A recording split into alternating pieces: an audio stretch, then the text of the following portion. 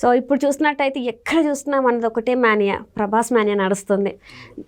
100 కోట్ల బడ్జెట్తో ఇప్పుడు బాక్స్ ఆఫీస్ ఇంకా కొల్లగొట్టాడని చెప్పేసి మనకి ఎక్కడ చూసినా కూడా ఉంది, చర్చ అయితే నడుస్తుంది. సో దీని తర్వాత ఎట్లా ఉంటుంది అసలు ప్రభాస్ కెరియర్, నెక్స్ట్ మూవీ అంచనాలు ఎలా ఉంటాయి, అసలు ఈ సలార్ ఇంకా ఈ క్రేజ్ నడుస్తూనే ఉంటుందా లేకపోతే ఇక్కడతో అయిపోతుందా?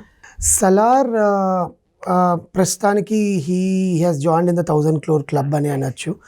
ఎందుకంటే ఆ జనాలకి అంత ఇంపాక్ట్ క్రియేట్ చేయించారు ఇద్దరు, ప్రభాస్ అండ్ ప్రశాంత్ నీల్ ఇద్దరు కూడా జనాలకి అంత ఇంపాక్ట్ క్రియేట్ చేయించారు. అంటే after a good comeback after Baahubali 2018 అనుకుంటా పార్ట్ 2 మనం చూసాం, 17, 16 సంథింగ్ 18లో చూసాం. ఆ పార్ట్ 2 తర్వాత ప్రభాస్కి జనాలకి ప్రభాస్ని ఎలా చూడాలనుకున్నారు, అతని స్టైల్కి, అతని బాడీకి, అతని కట్అవుట్కి ఎలా చూడాలి, అది ఈ సినిమాలో జనాలకు అందేసరికి ఆ ఇంపాక్ట్ని బట్టే కలెక్షన్స్ పెరుగుతాయి. వీక్ డేస్లో ఈ రోజుకి కూడా చూసుకుంటే, ఈరోజు వెడ్నెస్డే, ఈ రోజుకి కూడా చూసుకుంటే ఇంకా హౌస్ఫుల్ కలెక్షన్స్ ఇంకా పెరుగుతూనే ఉంది. అండ్ 1000 crore క్లబ్కి తను చేరడం అనేది చాలా తక్కువ. ఎందుకంటే ఒక సినిమా లాంగ్ రన్లో మన కలెక్షన్స్ అన్నీ చూసుకుంటే ఒకరోజు ఎక్కువ, ఒకరోజు తక్కువ, ఒకరోజు ఎక్కువ, ఒకరోజు తక్కువ వస్తాయి. ఎందుకంటే ఈ సంవత్సరం రిలీజ్ అయిన జవాన్, లియో, యానిమల్ ఈ 3 సినిమాలు లాంగ్ రన్లో ఎక్కువ సంపాదించుకోలేకపోయాయి. ఫస్ట్ 2-3 డేస్లో 600 crores 500 crores క్లబ్లో చేరిపోయి తర్వాత లాంగ్ రన్లో పడిపోతూ వచ్చింది డే 4, డే 5, డే 6కి. ఇక్కడ ఏమవుతుందంటే డే బై డే పెరుగుతోంది సలార్కి. అంటే జనాల్ని ప్రభాస్ అంత ఇంపాక్ట్ చేశాడు అనుకోవచ్చు. అంటే జనాలు దానిలోకి వెళ్ళి చూస్తున్నారు ప్రభాస్ని. ప్రశాంత్ నీల్ ఎలా చూశాడు, ప్రభాస్ని ఎలా చూడాలనుకున్న ఒక 40 years ఒక మనిషి ఆఫ్టర్ సో లాంగ్. అందరూ ఏమంటున్నారంటే ప్రభాస్కి వాయిస్ ఏమైనా ప్రాబ్లం అయిందా, ప్రభాస్ స్కిన్ ఏమైనా ప్రాబ్లం అయిందని. లేదండి, అతన్ని ఎలా అయితే చూపించాలనుకున్నా అలాగే చూపించేశాడు. శౌరాంగ పర్వం అనేది సెకండ్ పార్ట్ ఏమైతే ఉందో, ఫస్ట్ పార్ట్లో ప్రభాస్ అంటే ఎవరనేది చూపించాలంటే ఇంత ఎలివేషన్ తప్పదు. దీనికోసమే జనాలు వెళ్ళి చూస్తున్నారు. ఇంకా ప్రభాస్ కెరియర్ ఎలా ఉండబోతుందంటే, ఇప్పుడు దాకా ఆయన ఏంటంటే ఆయన జనాల మనిషి అండి. అంటే డైరెక్టర్ మనిషి అంటారు ప్రభాస్, డైరెక్టర్ ఆర్టిస్ట్ అంటారు. సో డైరెక్టర్ ఆర్టిస్ట్ అంటే ఏంటి, డైరెక్టర్ ఏది చెప్తే అది చేసేయడం. పూర్తి నమ్మకం ఆ సినిమా డైరెక్టర్ వచ్చి కథ చెప్పి ఓకే చెప్పాక ప్రభాస్ మళ్ళీ వెనకడుగు వెయ్యడు. అది ఆయన నైజం అని చాలామంది చెప్తారు సినిమా ఇండస్ట్రీలో, తెలుగు సినిమా ఇండస్ట్రీలో. కానీ బాలీవుడ్లో కూడా 2 సినిమాలు ఒప్పుకోవడానికి, సాహో అండ్ ఆదిపురుష్ ఒప్పుకోవడానికి రీజన్ కూడా ఏంటంటే డైరెక్టర్ కథ చెప్పడము, ఓకే డైరెక్టర్ కథ తీస్తాడని చెప్పడము, లేకపోతే తను ఒకసారి మాట ఇచ్చి వెనక్కి తీసుకోవడం ఉండదన్నమాట ఆయనలో. దానివల్ల అక్కడ కూడా ప్రభాస్ తప్పేం లేదు. ప్రభాస్ యాక్టింగ్ బాగానే చేశాడు. మేకర్స్ది తప్పు, డైరెక్టర్ది తప్పు. అంటే ప్రభాస్ని ఎట్లయితే చూపించాలనుకున్నారో అది వాళ్ళు విఫలమయ్యారు. అండ్ దట్టు అక్కడ ఏమైందంటే ఆదిపురుషులు అయితే మరీ అంటే వాళ్ళు ట్రైలర్కే వాళ్ళకి విసుగొచ్చేసింది మనకి చూసినట్టయితే. ట్రైలర్ అని కూడా కాదు, ఒక రామాయణాన్ని, ఒక ఆది కావ్యమైన రామాయణాన్ని తీసుకొని రాముడు సౌమ్యంగా ఉంటాడు, రాముడు రౌద్ర రూపంలో ఉండడు. అలాంటిది రాముని రౌద్ర రూపంలో చూపించారు. ఇందులో ప్రభాస్ది తప్పేమైనా అందరు చాలామంది ఉన్నారు ప్రభాస్ ఎందుకు ఆ సినిమా ఒప్పుకున్నాడు, ప్రభాస్ ఏమైనా చేంజెస్ చేసి ఉండొచ్చు కదా, ప్రభాస్ వెళ్ళి స్టోరీలో ఇన్వాల్వ్ అయ్యి ఉండొచ్చు కదా. ఎందుకు ఇన్వాల్వ్ అవుతారు? ఒక డైరెక్టర్ మీద నమ్మకంతో నేను సినిమా ఒప్పుకున్నప్పుడు డైరెక్టర్ ఏది తీస్తే అదే అంతే. నేను యాక్ట్ చేస్తాను, 4 డబ్బుల కోసం నేను యాక్ట్ చేస్తాను.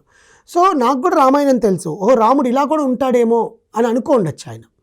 సాహో కూడా అలాగే అయింది. ఒక బాలీవుడ్లో ఎంట్రీ, ఒక హై రిచ్ అంటే బిల్లా అండ్ తర్వాత మనకు లారెన్స్ ఒక మూవీ తీశాడు.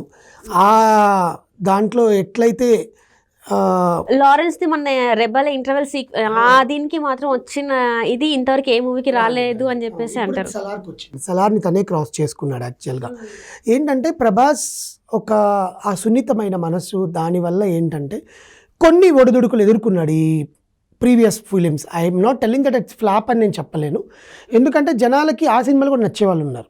ఆదిపురుష్ చూసిన వాళ్ళు ఉన్నారండి, సాహో చూసిన వాళ్ళు ఉన్నారు, ప్రభాస్ని చూసిన వాళ్ళు, రాధేశ్యామ్ని చూసిన వాళ్ళు ఉన్నారు. మూడింటిని చూసిన, ఎందుకంటే రాధేశ్యామ్ ఆయనకి చాలా క్లోజ్ మూవీ. కృష్ణరాజ్ గారితో అది లాస్ట్ మూవీ అయింది, వాళ్ళ పెద్దనాన్న గారితో. ఆయనకి చాలా హార్ట్ అటాచ్డ్ మూవీ అనమాట.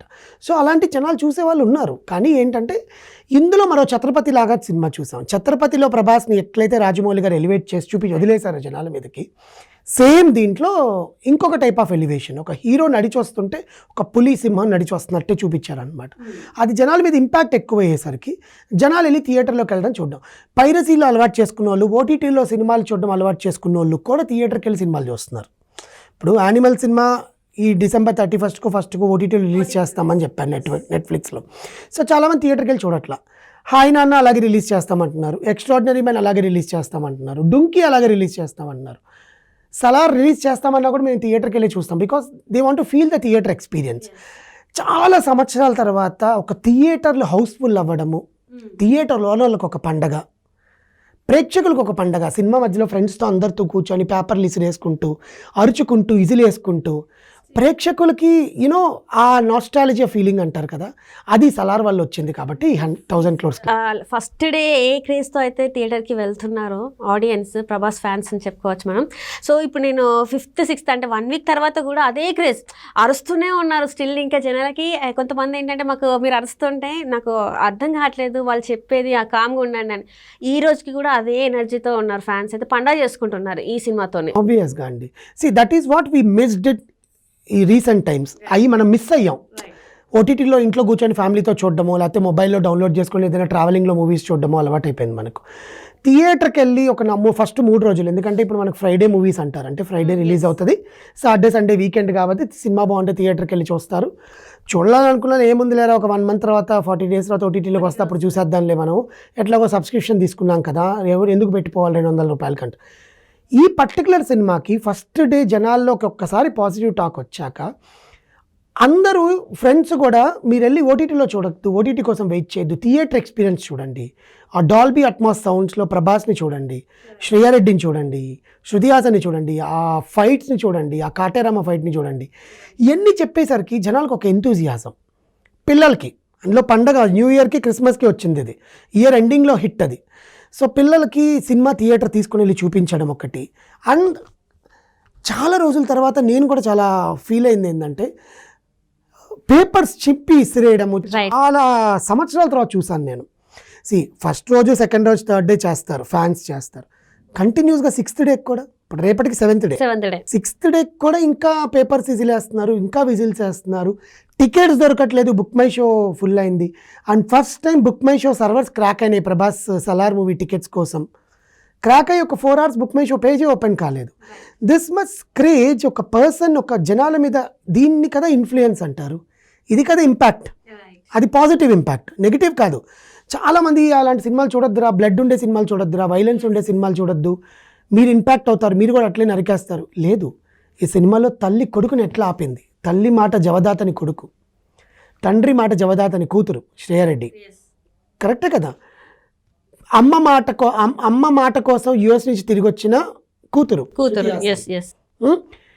తన కుటుంబాన్ని, తల్లిని, తన ఇద్దరు అక్కల్ని ఎక్కడ బలి తీసుకుంటారేమో అని నేను వెళ్తాను నా కుటుంబానికి అండగాని బయటకు వచ్చిన ఆ పాప ఫర్జానా క్యారెక్టర్, ఆ కాటేరమ్మ పిల్లకి ఆడైందనమాట.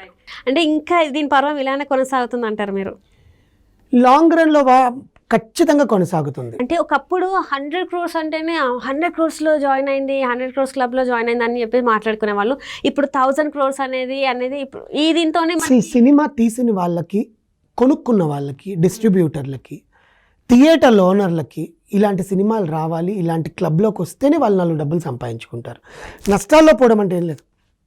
సెకండ్ థింగ్, మేము 300 రూపాయలు పెట్టి టికెట్, మల్టీప్లెక్సెస్ అంతా ఇప్పుడు 300 రూపీస్, రిక్లైనర్లో కూర్చొని చూడాలంటే 500, 540, లగ్జరీలో చూడాలంటే 1000.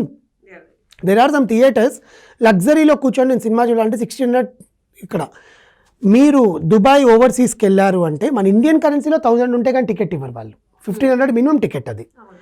సో అంత పెట్టి కూడా నువ్వు సినిమాకి వెళ్తున్నారు అంటే సినిమాలో ఏదైనా విషయం ఉంటేనే కదా. That is what people are also enjoying. So 1000 crore క్లబ్లోకి చేరుతుంది, 500 crore దాటి 1000 crore క్లబ్లో చేరింది అంటేనే ఎంత ఇంపాక్ట్ జనాల మీదకి చూపిస్తే కానీ ఆ క్లబ్ డబ్బులు ఇచ్చి కొనుక్కోరు కదండి అవి. నువ్వు సినిమా రిలీజ్ చేసి నీ సొంత డబ్బులతో 1000 crore కొనవు కదా నువ్వు, దాంతో ఇంకో సినిమా తీసుకోవచ్చు కదా. So it is impact on people, అందుకనే మనం 1000 crores వెళ్ళింది అనొచ్చు అనమాట. 1000 crore క్లబ్ అనేది ఇప్పుడు ప్రభాస్కి ఎంత ఇంపార్టెంట్ అనేది తన ఫ్యూచర్ ఫిలిమ్స్ మీద ఇంపాక్ట్ అనేది చాలా చూపిస్తుంది అనమాట. So let's hope the best for Salaar continue అవ్వాలి, ఇలాంటి సినిమాలు తెలుగు సినిమాలు రావాలి.